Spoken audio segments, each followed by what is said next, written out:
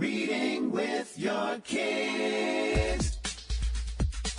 Hola, ni hao, konnichiwa, assalamu alaikum, shalom, mahaba, moni muli wanji, namaste, jambo, bienvenidos. Hi, my name is Jadley, and this is the Reading with Your Kids podcast. We're coming to you from the beautiful neighborhood of Reedville in the southwest corner of Boston, Massachusetts. We are so delighted and grateful that you are joining us in our mission to help families grow closer through reading. Please be sure to subscribe to the show on the iHeartRadio app, Apple Podcasts, Spotify, Amazon Music, wherever you find your podcasts. Two great guests for you today. Gretchen Kadillak will be here to celebrate Am I Your Favorite? And later in the show, Russ Franken will be here to tell us how writing children's picture books are helping him recover for an early age stroke. Before we invite our guests in, we want to invite you to visit our website, readingwithyourkids.com. Be sure to sign up for our free newsletter. We'd also love to invite you to join us on social media. We have a blast on social media. You can find us at facebook.com/readingwithyourkids, at Jetly Magic on Twitter, at Reading With Your Kids on Instagram. And in addition to meeting you in cyberspace, we'd love to meet you in the real world. Two great opportunities to join the Reading With Your Kids live and in person, August 28th at Connect Fest on Cape Cod at the Cape Cod Fairgrounds, and in Lowell, Massachusetts on September 18th at the Lowell Kinetic Sculpture Race. Joining us right now from right outside of Aurora in Colorado. Our guest is here to celebrate her debut children's picture book. It's called Am I Your Favorite? Please welcome to the Reading with Your Kids podcast, Gretchen Kadillak. Hey, Gretchen, how are you? I'm fantastic. Thank you so much for having me. I'm really excited to have you on, really excited to find out what Am I Your Favorite is all about. Oh, wonderful. I can't wait to tell you. So let's jump right into it. Perfect. Well, I have to tell you that I had a little breakdown during the pandemic, and I realized that I was missing connections for sure. And the top of the list was my children. They're all grown, and they don't live very close to me, so I just missed being with them. And it occurred to me that they constantly asked me, jokingly, am I your favorite? So I thought, maybe I should just write this book once and for all. I had a little time. I decided to quit my little job that I had at the time, and I started writing this book. And it's really a love story to my children. It's a passion project just to let them know that they're loved. And the journey of my being a mom was the most magnificent journey. That's really cool. And it really is a journey. I know we have parents of all, in all stages of the journey. You know, parents of like you and I who have adult kids, parents who have newborns, and every point in between. It really is a journey, and it's the most amazing journey a human being can take, I think.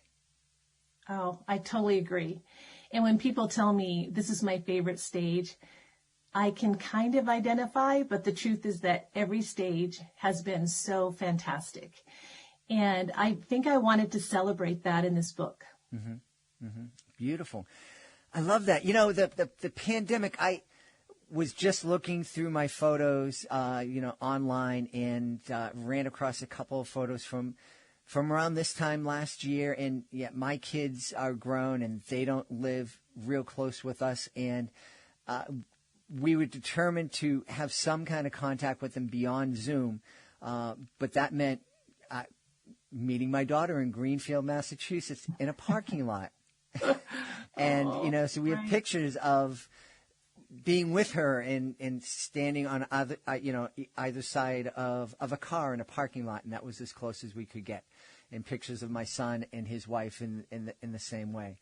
Who would have ever thunk that our parenting journey would include parenting through a pandemic? I didn't think it, but I think it was one of the greatest breakthroughs because it really made me look at my connections and what they meant to me. and how I wanted to make sure I maintained those connections that were so valuable and so precious.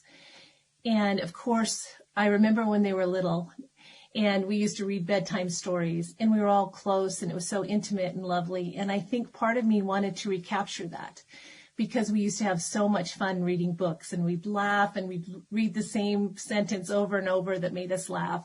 And I think for me, I wanted to recreate that. And I wanted to create a special moment for my kids, which, by the way, they don't know the story. They've seen the cover, but I've kept the story a surprise from them. So I'm hoping for the big reveal that I can get them all on some kind of a virtual meet and we get to read the story together. Oh, super. That would be a lot of fun. You could probably sell tickets to that. Maybe so. So what was the experience like? You said, that you had this breakdown and you were upset about not being able to be with your kids like so many of us.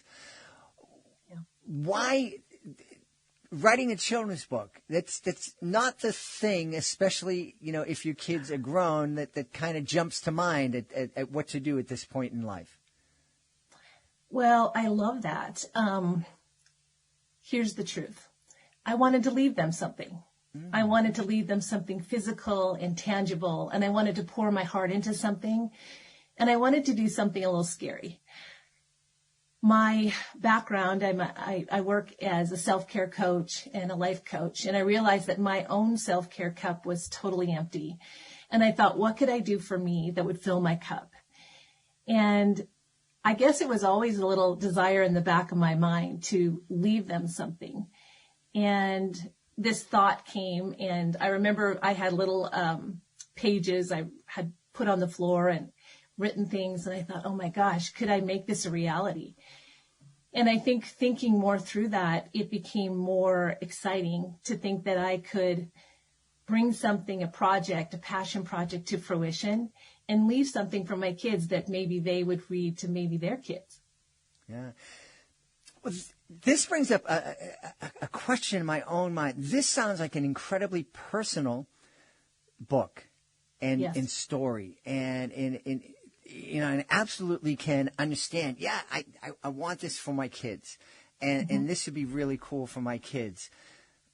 But it's not just going to be for your kids. You're putting it out there in the world. Was that a hard choice to make, to say, okay, I have this. I'm glad it's here. I'm going to be able to leave this for my kids. And now I want to share it with the world.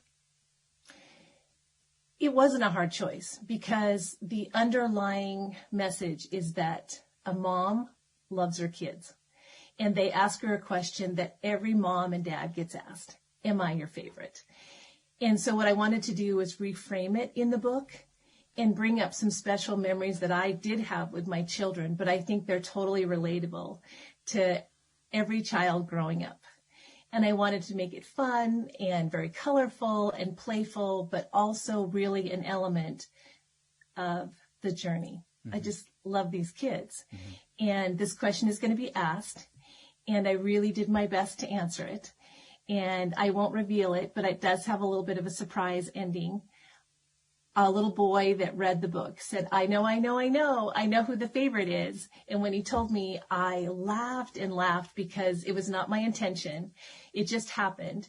And so the book does have a little surprise ending, which I think will make it fun for the reader. Very cool. Very cool. You mentioned that you're a coach and you're coaching folks to, find live their best life. Yeah. How was that, coaching folks through the pandemic? How was that experience? So rewarding, because I think that when we're in breakdown, we're really vulnerable. And I think when we really get to the root of what matters, we become really real. And we talk about the things that we really need to pursue. And the things that we're all connected by, a mother's love, children,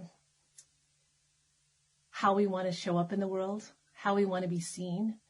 So I started a self-care workshop through April Cox and her publishing business, and we still meet groups of us. And it's been fantastic because we all need a safe place where we can just talk. We can be together and we know we're authentically supported. We know that we're heard. We know that we're seen. And we know that we matter. So I think the pandemic, although a huge breakdown, has been an extraordinary breakthrough. You obviously are a glass half filled person. You know, it's not unrealistic. It's you're acknowledging the challenges, that this is really tough, but we're going to get through this. We're going to get to the other side of this. And I tend to be that type of person too, to the point where I annoy a lot of people in my life with it sometimes. But where do you, and I have no idea where it comes from me. It's just the way I am.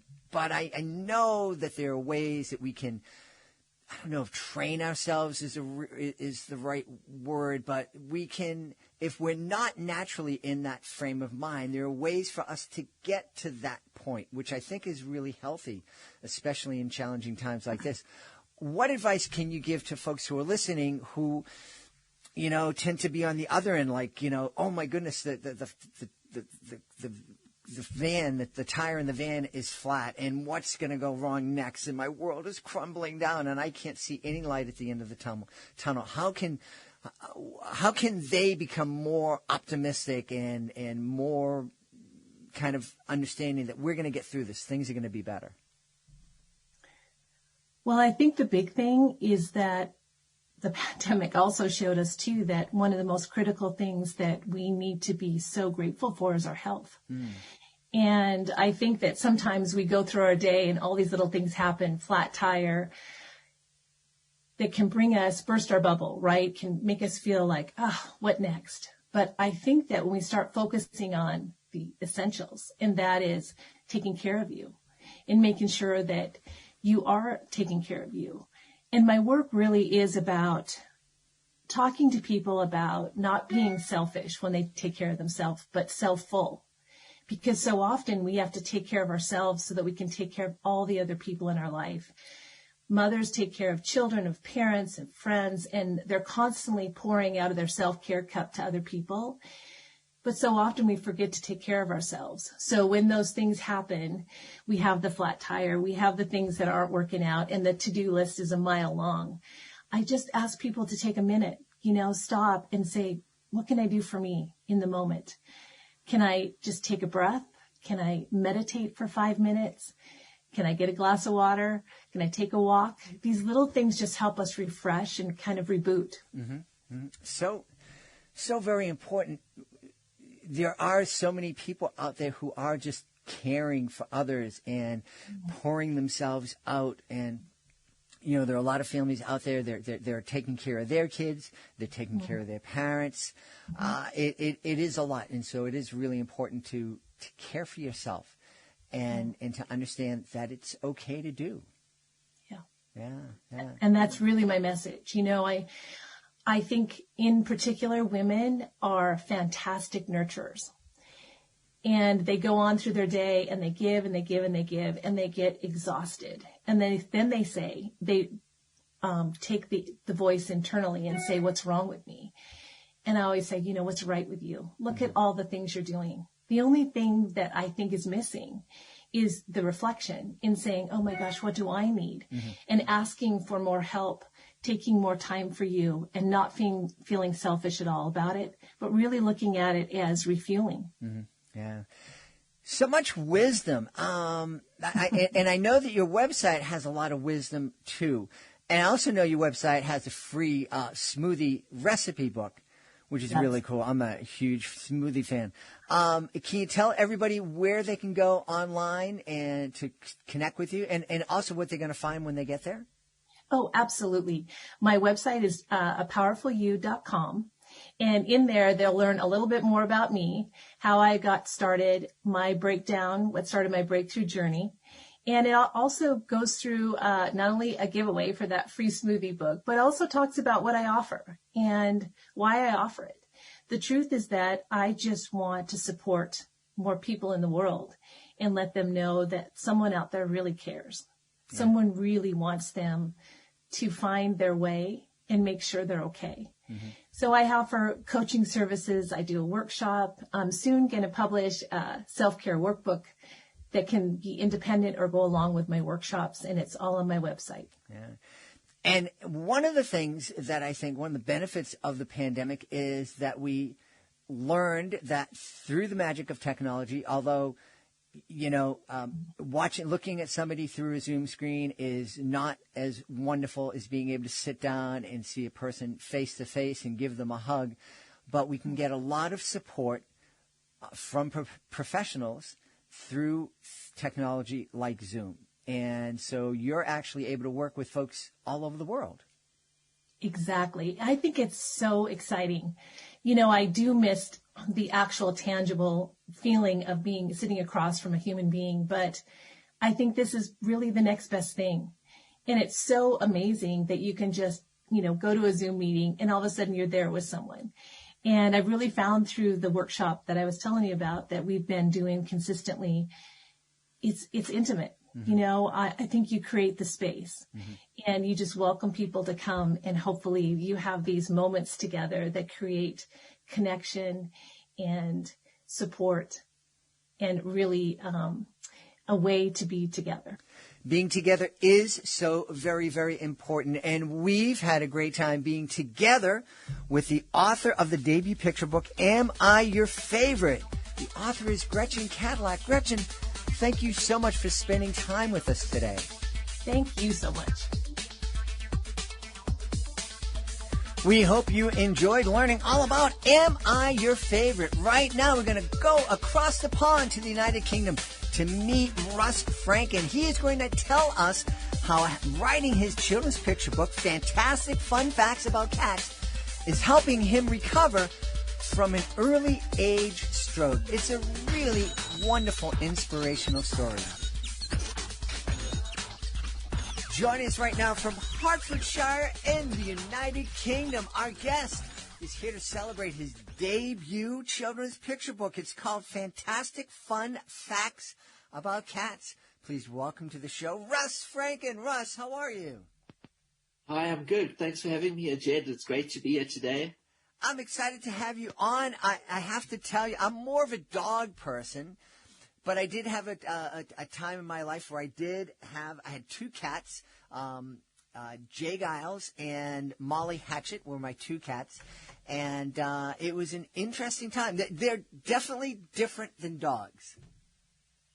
Yeah, definitely different. I mean, I'm a dog person too and a cat person, but in married life, my wife is allergic to cats, so I don't have any cats since we got married, but we have a dog. Which we actually got to help me with my stroke recovery a few years ago, but that's a separate story. And yeah, cats just are amazing, and they're, fascinating, and people love them. And I thought, well, why not share some info about them and try to encourage kids to learn more about them at the same time. Yeah. So tell us, why don't we just start? Can you tell us one of the fantastic fun facts we'll discover in your book? Yeah, sure. One of my favorite facts, which I have here as well, is that Abraham Lincoln loved cats and could play with them for hours. And when asked if her husband had a hobby, Mary Todd Lincoln replied, cats. So for me, that was fascinating. Apparently, there were 3 cats around the White House at any given time. And I found that, quite a cool fact. Yeah, that is, and certainly something that I had never heard about. Abraham Lincoln had a lot going on in his life, so I could understand why I didn't know that he had a cat. But yeah, that's really cool. What is it about cats that is so fascinating a certain part of our population? Yeah, one is just drawn to them, their mannerisms and their curiosity and their intelligence and just everything about them, really. I can't pinpoint it specifically. Maybe their cuteness, but they just definitely are lovable creatures, and they have a persona about them which is endearing to humans. And their personalities. We're mentioning, I'm a dog person. their personalities are way different than a dog. If you're a dog person, you decide, well, I'm in an apartment now, I'll just get a cat. It's the same thing. No, it's not. No, yeah. It's completely different. Can you talk a little bit about the differences that you see between dogs and cats? I think cats have got a bit more attitude. You could say that. So, like, your dog would, run after you and sort of slobber all over you. Whereas cats keep their distance a bit. They're still affectionate when they come and rub themselves against you and that. But they're kind of got an air or a grace about them where they're not going to sort of overdo it with you and sort of give you that welcome that the dogs might give you when you walk into their house. And literally, I think they tread cautiously. Mm-hmm. Yeah. Hey, can you share another fun fact with us? Another fun fact? Yeah, it's the first fact of my book. I've said many cats do not like water because it makes their coats heavy and uncomfortable. And then we have a picture of a cat with an umbrella in the rain. But yeah, it's not something we would really think, because you think it's a cat and they're outside, and you've got the other big cats who are always outside. But they still come from that. But yet domestic cats, they don't like having water in them. So I found that quite interesting. Russ, one of the things you mentioned early on in our conversation was that you are a stroke survivor. Can you talk a little bit more about that, please? I'm a young stroke survivor. I had a stroke 3 years ago, out of the blue with no risk factors. And, I was sort of very healthy, and it just struck me and my life changed. So there's a bit about that, in the author blurb. But I want to share my passion for things with kids and to get them to learn about new things. And this fantastic fun facts about cats, it is my debut children's book. The next one that's going to be done is about dogs, so I'll be sure to let you know about that one. But if I can sort of spread the love and get through to generations of kids with my writing. I mean, I've been writing since a young age. I wrote stories for the school library. That's where it all started. My parents used to encourage me to read. So at the same time, if I can get parents to encourage their children to read and at the same time pass on knowledge, as I said, about, in this case, cats, I think it's a great way to spend my time and help me with my recovery. I have limited energy to do things every day. I get severe stroke fatigue. So I can't just spend the whole day doing things. I've got to really limit myself on screens and things like that. But what the message I want to tell everybody, including kids, is that it's what you do in the time that you've got that counts. And, focus all your energy onto something. Even if you have a little bit of time to do something, all those little bit of times build up into something major. So, I don't think there's ever a time where a child can say they don't have enough time to do something, or they don't have the ability to do something. You've got to back yourself and follow your dreams and do what you're passionate about. Well, I'm really happy that you are surviving and recovering. I think that's so important, and I think you're a great role model for folks to understand that, sometimes really tragic things happen to us, but that doesn't mean you throw in the towel. Sure. You just, just keep going. Yeah, keep going. And, you look at all these other people in life who've had such hardships and overcome so many obstacles and are so successful today. Like Richard Branson, for example, how he struggled in his childhood. He couldn't read and write when he was a kid. And look at what he's built up today with Virgin, for example, and, some other entrepreneurs, Jeff Bezos, speaking of Amazon, who started in his garage, not knowing where the business would go. So, if the children have an idea, I think they should build on it and not give up, and don't listen to what other people say and follow what's in their heart. Because I think for too many kids growing up, often they have a dream or they have some ambition or want to do something in life, and as the years go on, they kind of lose that, and eventually that gets pushed to the back of their lives, and they kind of go off on other paths. But I just want to let kids know that it is okay for them, if they have a passion about something, to follow that passion and see where it goes. I mean, we've got this one life here. It's worth it to take the risk and be true to yourself. Yeah. I'm just curious, did your outlook on life change when you had when you suffered a stroke, which can be, life altering and life ending for some people? Did that kind of change the way that you looked at life? Yeah, it did change my perspective. Just kind of made me more grateful for being alive, and kind of having to remind myself that no matter what one's circumstances are in life, there's always something to be grateful for and something to be positive for. And you've got to take those things and build up your life with that. And yeah, just to count your blessings, and each day I'm alive on this planet, it's another gift, it's another day.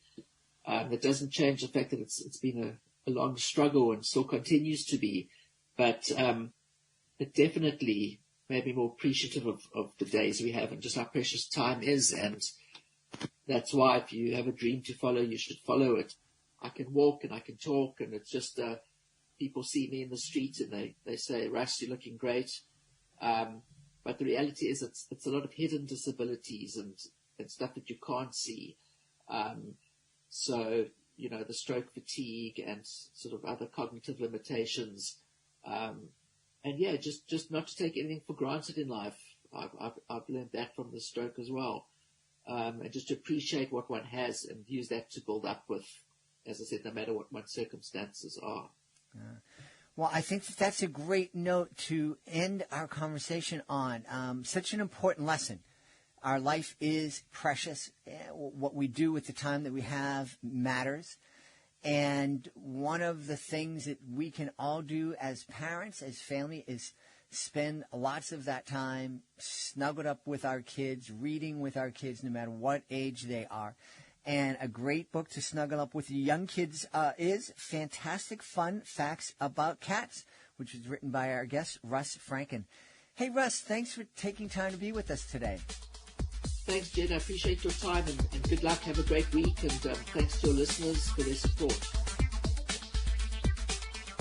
Please be sure to join us for the next edition of the Reading with Your Kids podcast. One of our favorite guests, our Dean of all things STEM and STEAM, Jennifer Swanson, will be here to celebrate her book, The Secret Science of Sports, and the opening of the Summer Olympics in Tokyo, Japan. That's the next episode of the podcast.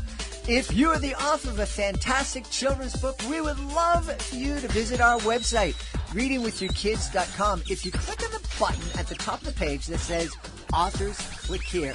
You can find out how you can be a guest on the show. Find out how you can tell thousands of people about your great children's book by being a guest on the show. Find out that it's so much fun, it's so easy, and it doesn't cost you a thing. You can also learn about our Certified Great Read program. This is a program that has helped so many authors let the world know that their book is worthy of their attention. Want to thank the folks who made today's show so wonderful. Chris, want to thank our guest, Russ Franken. Be sure to check out Fantastic Fun Facts About Cats. And also thank Gretchen Kadillak, the author of Am I Your Favorite? I want to thank my team, Alejandro Doherty, Fatima Khan, Helen Frazier, Justina Thompson. I want to thank my beautiful wife for all the support she gives me. Most of all, we all want to thank you. Thank you so much for taking the time to join us today. And as always, thank you so very much for taking the time to make the world a better place by reading with your kids. I'll be looking for you in the next edition of the Reading with Your Kids podcast.